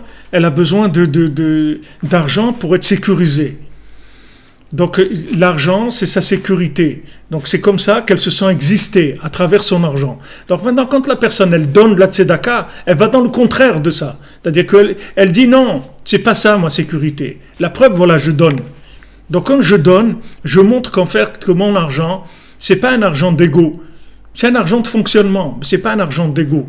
Donc j'ai réparé mon argent. Donc quand j'achète ma nourriture, j'achète la nourriture, elle devient cachère, si vous voulez, avec cet argent. Parce que l'argent, il est cachère. L'argent, il a été cachérisé. Avant de parler de nourriture cachère, il faut que l'argent avec quoi on achète, il soit cachère. Parce que même si vous achetez de la nourriture cachère, et votre argent, c'est de l'argent d'ego, le manger, il n'est pas cachère. Même s'il est cachère avec 10 tampons sur la boîte, mais il n'est pas cachère, le manger. Ça veut dire qu'il n'est pas cachère, il va vous boucher le cœur. Pourquoi? Parce que votre argent, c'est la recherche de la sécurité, c'est la recherche de l'existence, c'est la recherche du pouvoir, c'est le contraire de la vie, c'est le contraire de la vitalité, c'est l'opposé de la vitalité. Puisque les gens qui cherchent le confort, et le confort dans ce monde, c'est-à-dire la sécurité dans ce monde, ce sont des gens qui ont peur de la mort, comme Esav. Ils ont peur de mourir. Mais t'inquiète pas, t'angoisse pas, tu vas pas mourir. Mais comment je vais pas mourir? Voilà, les cimetières, ils sont pleins, mais ils sont pas morts, ces gens-là. Ces gens-là, ils ont juste déposé leur sac à la consigne, ils sont partis dans un autre monde, après ils vont venir le chercher. Il y a personne qui meurt. Il y a personne qui meurt. Donc ne cherche pas, ne te considère pas comme un mourant, comme un mort vivant. Considère-toi comme quelqu'un de vivant. Pourquoi tu veux te considérer comme un mort? Ah, tu veux te considérer comme un vivant, il faut que tu aies une conscience de la vérité, tu aies une conscience de la merveille, de la splendeur d'Hachem, de la splendeur des tzadikim, de la beauté que tu as en toi, de la merveille que tu as en toi, du bien que tu as en toi. Et ça, Aman, il va te le cacher. Pourquoi? Parce que quand il te cache ça, il te pousse au cash, à l'argent. Il cache le bien et il te pousse à la machine à sous. Il te dit, voilà, tu vas avoir plein de sous, et avec ça, tu vas vraiment être bien. Mais combien de temps je vais être bien? Ben, tu vas être bien, quoi, c'est tout. Mais après, je vais vieillir. Ok, tu as prévu ta retraite, tu t'es préparé à la retraite, et après, je vais aller dans le trou, oui, après, qu'est-ce qu'on fait? Bon, allez, ça, on ne va pas parler de choses là, parlons des choses qui sont agréables, ne parlons pas des choses qui sont désagréables. Lorsqu'il va te dire ça, parce qu'il n'a pas de réponse. Il va te dire profite au maximum dans ta vie, sois épicurien, épicurisme, et après, ce qu'il y aura, de toute façon, c'est ici que ça se passe. Et alors que c'est le contraire. Ici, c'est rien de ce qui se passe par rapport à ce qui se passe après. Ici, c'est très important. Si on prépare la suite, comme préparation, c'est très important. Mais ce n'est pas la finalité, elle n'est pas ici. Donc lui, il essaye de vous emmener vers ça. Donc si vous voulez lutter contre ça, il n'y a pas d'autre possibilité que le conseil qu'il nous donne ici, de donner. C'est-à-dire donner la tzedaka. Avant de manger, je donne la tzedaka. Et je m'arrange que dans ma nourriture, il y a toujours la présence de pauvres. Je donne à manger à des pauvres aussi. Mon argent, il part pour des pauvres, pour donner à manger à des pauvres, pour aider les gens à manger et pour aider les gens qui sont pauvres mentalement, qui ne connaissent pas la vérité, qui ont besoin qu'on leur donne des leçons, qu'on leur apprenne la vérité, parce qu'ils ne savent pas. Donc j'investis là-dedans, je donne là-dedans, et ça répare le côté égo qui risque d'avoir, le poison qui risque d'avoir dans mon argent. C'est comme ça que je vais réparer mon argent, en fait. Donc ce qu'il dit ici, chez Asdaïka, donc maintenant, comment je vais élever la conscience de la vérité? C'est par la tzedaka. Tzedaka, elle va élever la conscience de la vérité. Donc maintenant, c'est pour ça que à Purim,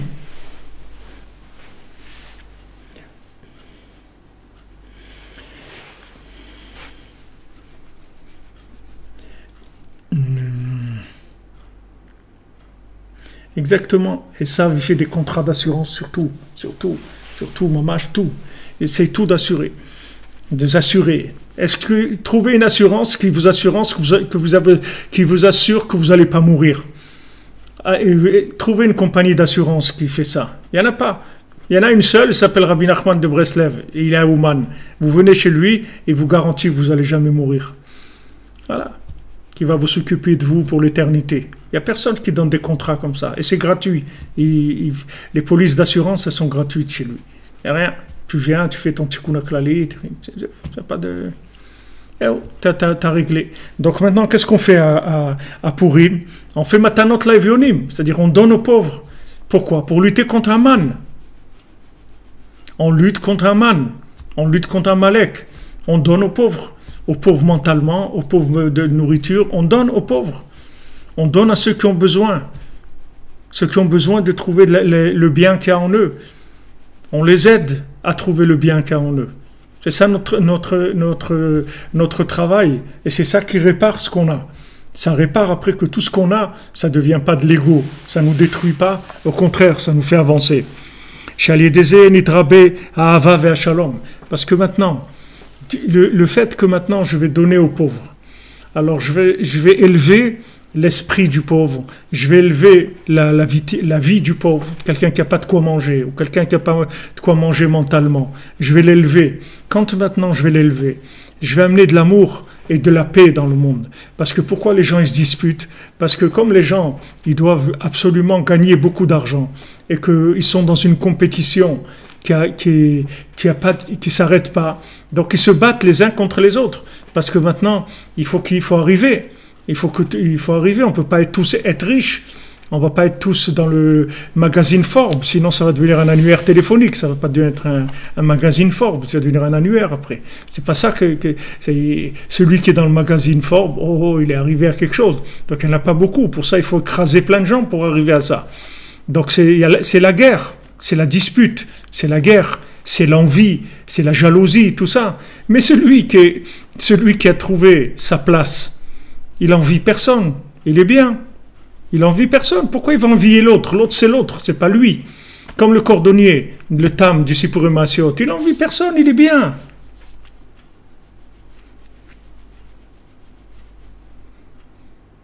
Il est bien, vous comprenez? Il fait ses chaussures à trois coins, mais ça ne le dérange pas. C'est lui, ses chaussures à trois coins, c'est lui, c'est tout. Alors on lui dit, ouais, mais regarde l'autre. Il dit, pourquoi tu veux qu'on parle de l'autre? Je ne comprends pas pourquoi tu me parles de l'autre. Moi, c'est ça ma vie, pourquoi tu viens me parler? Pourquoi tu viens me parler des autres? Ça ne m'intéresse pas.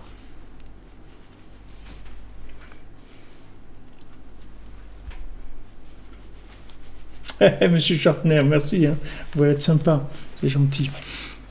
Donc vous voyez le shalom, la base de l'amour et du shalom, c'est de plus avoir peur. C'est-à-dire j'ai plus peur. Pourquoi il n'y a pas, pourquoi il n'y a pas d'amour? Pourquoi il n'y a pas de shalom, de paix? Parce qu'il y a de la peur. Les gens, ils ont peur. Peur de quoi? Peur du lendemain. Peur que ça ne va pas marcher. Peur que c'est pas ça. Plus que je vais me faire embrouiller. Peut-être je vais ça. Peut-être je vais perdre ça. Peut-être je vais tomber malade. Peut-être je vais tomber avec une personne qu'après elle ne va pas être bien avec moi. Peut-être. Ils ont peur tout le temps. Mais quelqu'un qui est lui-même, il a peur de rien. Il a peur de rien parce qu'il est lui-même. On ne peut pas vous voler vous-même. On ne va pas vous voler ce que vous êtes. Vous êtes, donc ça y est, c'est fini, on a terminé avec ça. Donc je me bats pas. Je me bats avec personne. Parce que je ne vais pas exister en écrasant l'autre. J'existe tout seul déjà, je n'ai pas besoin d'écraser un autre. Et par contre, si j'ai affaire à un autre, c'est pour échanger avec lui, pour s'enrichir l'un par rapport à l'autre, ça oui. Je suis ouvert, viens on discute, dis-moi des choses intéressantes, et je vais te dire ce que j'ai trouvé, dis-moi toi ce que tu as trouvé, et on va s'enrichir en parlant l'un à l'autre, on va échanger. Donc il y a du shalom, il y a de l'amour, il n'y a plus de problème. C'est pour ça que la tzedaka, on dit que la tzedaka, elle sauve de la mort. Qu'est-ce que ça veut dire, elle sauve de la mort? Parce que quand je donne la tzedaka, je me sauve de cette sensation de la mort, c'est-à-dire que tout va se terminer, qu'il y a besoin de beaucoup d'argent, et que si j'ai pas beaucoup d'argent, il risque d'avoir des guerres, et je risque de devenir pauvre, je risque de se passer des choses, il y a besoin d'argent tout le temps, de réussir à travers l'argent. Non, j'ai donné la tzedaka, ça me sauve de la mort, c'est-à-dire j'ai plus peur de la mort. La mort, ça n'existe pas pour moi. Ça existe plusieurs formes de vie, mais pas la mort. La mort, la fin, il n'y a pas de fin. Ça ne va pas se terminer. Je ne vais jamais terminer. Je passe. J'évolue. Comme j'étais un bébé, je suis devenu un enfant, un adolescent, un adulte, un vieillard. Et voilà, on continue vers d'autres des évolutions sans arrêt. Mais cette angoisse, la mort, ça va se terminer. Il n'y a plus rien. Ça, j'ai plus ça. Comment? Tzedaka tatzil mimaet. La tzedaka, elle sauve de la mort. Elle sauve de cette angoisse-là. Waouh, je vais mourir. Je ne vais pas mourir. Je ne vais pas mourir du tout. Je ne vais pas du tout mourir. Je suis là à faire des choses. Et je vais continuer à faire des choses, c'est tout. Quand j'étais petit, je jouais avec de la pâte à modeler. Quand j'étais un peu plus grand, je jouais avec un vélo. Mais après, je jouais avec une voiture. Après je fais d'autres choses, c'est tout. J'évolue, c'est tout. C'est une évolution. Mais il n'y a pas ça va s'arrêter. Il n'y aura plus rien. Alors là, tout le monde court. Allez-y, dans les supermarchés, il faut remplir les trucs parce que tout va s'arrêter, tout le monde va s'arrêter, tous les trucs, il n'y aura plus à manger, il n'y aura plus rien. Et les angoisses. Mais ces gens-là qui angoissent les gens, en fait, c'est les récupérateurs des gilets jaunes, ces gens-là. Ces gens-là, ils vous disent, voilà, je vous conseille, donc les gars, allez dans les supermarchés, remplissez vos armoires, vos frigidaires, parce que ça risque de s'arrêter. Mais ces gens-là, c'est des gens qui sont envoyés par ceux de l'intérieur. C'est eux pour arrêter, parce qu'ils angoissent les gens. Ils angoissent les gens. C'est comme ça qu'ils récupèrent les gens. Ils les angoissent, ils leur font peur. Et après, ils les récupèrent, c'est tout. Va au supermarché, fais des courses, remplis tes armoires, parce qu'il n'y aura plus rien. Achetez de l'eau, achetez des pâtes, achetez des trucs, des trucs, parce que, très grave, angoisser la personne tout le temps. Comme ça, après, tu es tranquille, ça devient un esclave. Il ne lève plus la tête après. Quand il dit ça va, tu as besoin, ouais, tout va bien. Tu as besoin de quelque chose? Non, je veux rien. Tu as des revendications? Non, aucune, tout va bien. Pourquoi? Parce qu'il est tellement angoissé que si vous lui avez donné une miette à manger, il va rester tranquille, il ne bouge plus, tellement vous lui avez fait peur. Qui est-ce qui n'a pas peur? c'est celui qui sait qu'il n'y a aucune possibilité que sa vie elle va se terminer. Sa vie ne va jamais se terminer. Il est tranquille. Comment il a acquis ça avec la tzedaka? Il a donné la tzedaka, il a été sauvé de cette notion de la mort. Donc il est un béchalom avec tout le monde. Il est béhava, il a de l'amour pour tout le monde. Il n'a pas un problème. C'est pas tout le monde n'est pas un concurrent. Tandis que si quelqu'un a peur de la mort, tous les gens c'est des concurrents. Donc il se bat avec tout le monde sans arrêt. Sans arrêt, il cherche des disputes et des trucs comme ça.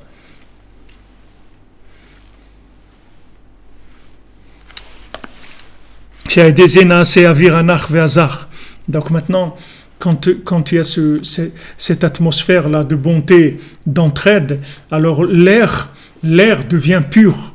L'air devient pur et il y a des ondes positives qui circulent dans le monde. Rabbi Nachman dit dans cet enseignement, il y a des ondes positives qui circulent dans le monde et qui vont alimenter les gens. Là où ils se trouvent, ils vont capter ces ondes positives-là.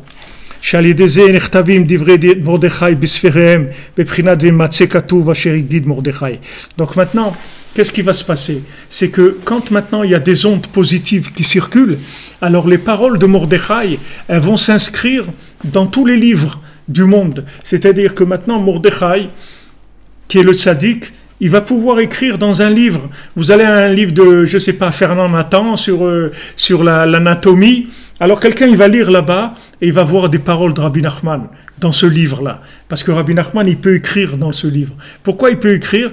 Parce qu'on a créé un système de circulation des ondes. Comment? Par l'amour et le shalom. Quand il y a amour et shalom, on fait circuler les ondes, c'est-à-dire on permet aux tzaddik d'aller écrire dans des livres qui se trouvent n'importe où dans le monde. Pas que écrire dans les livres, d'écrire dans la télévision, écrire dans l'internet, écrire dans les journaux, écrire dans des panneaux publicitaires, écrire partout. Partout, le tzaddik il peut écrire, c'est-à-dire écrire, ça veut dire qu'il peut faire une prise de conscience sur un mot qui à la base a été écrit par quelqu'un pour une autre raison complètement, comme notre ami Yaakov qui a fait sa aliyah en Israël. Une fois, il a vu à Paris la France, je l'aime ou je la quitte. Quand il a vu ce panneau, il est rentré chez lui, il a dit je la quitte. Il est parti, c'est tout. Quelques semaines après, il est en Israël, c'est tout. Pour lui, ce panneau-là, ça lui a donné la conscience de ce qu'il devait faire. Comment ça marche? C'est parce que maintenant, par le fait qu'il y a de l'amour et il y a du shalom entre les gens, ça permet au message du tzaddik de circuler. Et ce message, il peut circuler dans toutes les formes du monde. Il n'a pas besoin d'une forme qui soit spécialement adaptée, parce que toutes les formes du monde sont véhiculaires de la conscience de la vérité. La seule chose qui empêche la conscience de la vérité, c'est la dispute.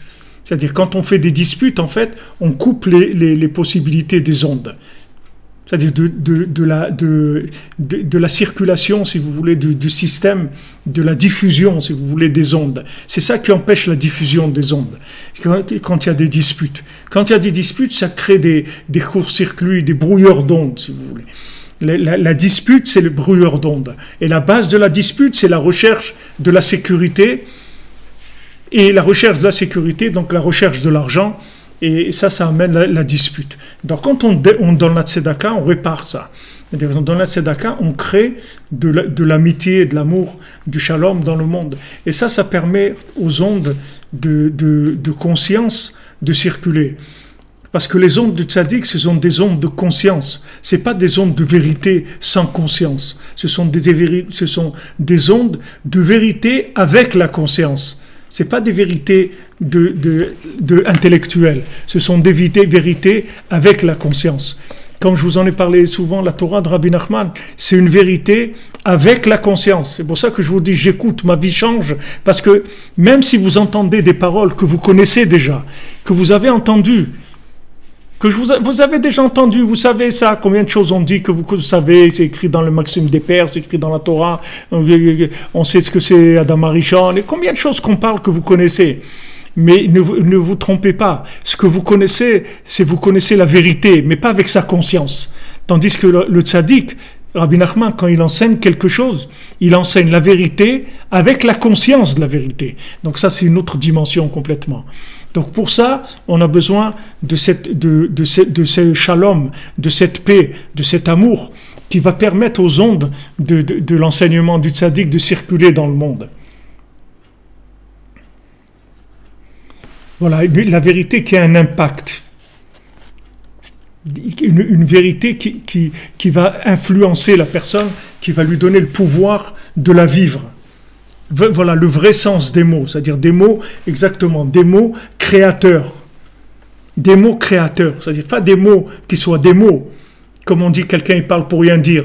C'est pas des mots, c'est des mots qui créent, comme Hachem, il parle, il crée le monde. Donc ce sont des paroles qui créent la possibilité de vivre cette vérité. C'est une vérité qui est transmise avec la conscience qui va avec. Donc ça, c'est ce qui est écrit. Vaïmatse Katuv Asher Higid Mordechai. C'est écrit dans la Megillat Esther, ça. Ils ont trouvé écrit, où ils ont trouvé écrit? Dans des livres en Perse, partout. Ils ont trouvé écrit ce qu'il a dit Mordechai. Dans leurs livres à eux.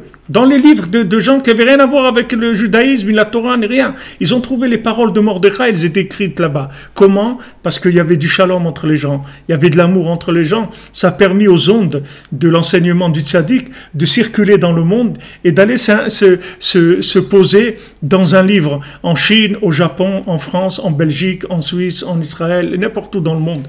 Dans n'importe quel livre. Quelqu'un est en train de lire un journal sur le sport. Dans ce journal-là, le tzaddik il lui écrit là-bas une phrase, un mot de conscience de la vérité. Et la personne, tac, elle tourne. Parce que vous savez, une parole avec la conscience, ça change la personne. C'est pas une parole qui est dite comme ça, comme si quelqu'un lit le journal. Il a lu le journal, ok, il a vu des trucs, il ferme le journal. Non, une parole avec la conscience, c'est une parole qui va vous travailler. Comme il avait Paro, il a rêvé, mais ce rêve-là, il le travaille. Il le travaille. C'est pas un rêve qui est passé. Il passait pas. Tous les soirs, il rêvait de la même chose pendant 2 ans. Il rêvait sans arrêt, la même chose, jusqu'à ce qu'il a trouvé l'explication. Et l'explication, qui est-ce qu'il lui a donné? C'est Yosef. Donc les 20 frères de Yosef, ils refusent Yosef. Et de là, ils commencent à s'affamer, à s'asphyxier. Et ils viennent, ils cherchent, jusqu'à qu'ils reconnaissent Ani Yosef, ils se prosternent à Yosef, c'est comme ça qu'ils réparent tout le mal qu'ils avaient fait avant. Donc Mordechai, grâce à la tzedaka, il peut arriver à inscrire la vérité dans le monde, c'est-à-dire n'importe où dans le monde. C'est pour ça que tout ce qu'on fait pour Rabbi Nachman, c'est tellement difficile, tellement, mamash, vous voyez Rabbi Nathan, vous voyez jusqu'à aujourd'hui, ça n'a rien qui a changé. Ça rien, c'est pareil, c'est des proportions qui ont changé, des proportions. Mais le problème, c'est toujours le même. Il y a toujours une guerre, il y a toujours des empêchements, des choses qui veulent, des gens qui veulent empêcher, des forces contraires, un manque de moyens financiers et tout. Parce que c'est une vérité avec de la conscience. C'est pas une vérité comme ça. Si vous voulez vendre la vérité de supermarché, vous trouverez des financiers partout dans le monde, des gens qui vont vous aider. Mais si vous voulez vendre la vérité avec de la conscience, si vous voulez donner ça au monde, alors là, vous allez vous trouver vous confronter à d'autres problèmes, complètement d'autres. C'est une autre dimension complètement. Mais Bezat Hashem, avec la Emouna, avec le shalom, avec la hava, avec la tzedaka, avec le fait que chacun cherche à diffuser Béhémet, ce qu'il ressent, ce qu'il vit, qui diffuse, ce qu'il vit, la vérité qu'il vit, il faut la diffuser. Il ne faut pas la garder, parce qu'elle va faire des petits, ça va passer chez un autre, chez un autre. C'est comme ça qu'il va y avoir la Géoula, le Mashiach, il va venir comme ça, Bezat Hashem. Dans la facilité, dans la miséricorde, dans l'amour, le shalom et la joie, Bezat Hashem. Alors Shabbat Shalom à tous et à toutes, Bévet, ensemble, qu'on avance, qu'on arrive à construire ce centre à Ouman, qu'on arrive à construire la Yeshiva à Yerushalayim, un centre à Paris, partout. Il doit y avoir des centres Breslev partout, où on arrive à donner aux gens cette vérité avec de la conscience. C'est le seul but de notre démarche, Bezrat Hashem. Alors Bezat Hatzlacha, merci beaucoup, merci pour votre suivi, merci pour votre soutien, pour votre présence, pour votre question. Ouais, c'est vrai, il y a beaucoup. Réussite professionnelle pour Cédric Nathanaël Ben Baya, Bezrat Hashem. Yedat Hashem, il va y avoir le match Cannes de Rabbeinu, il va y avoir, Bezrat Hashem, toutes les réponses à l'humanité. Shabbat Shalom, les amis, et on se retrouve dimanche. On se retrouve dimanche, notre ami Yehuda et Sarah. Que de bonnes nouvelles, Bezrat Hashem. Merci pour tout.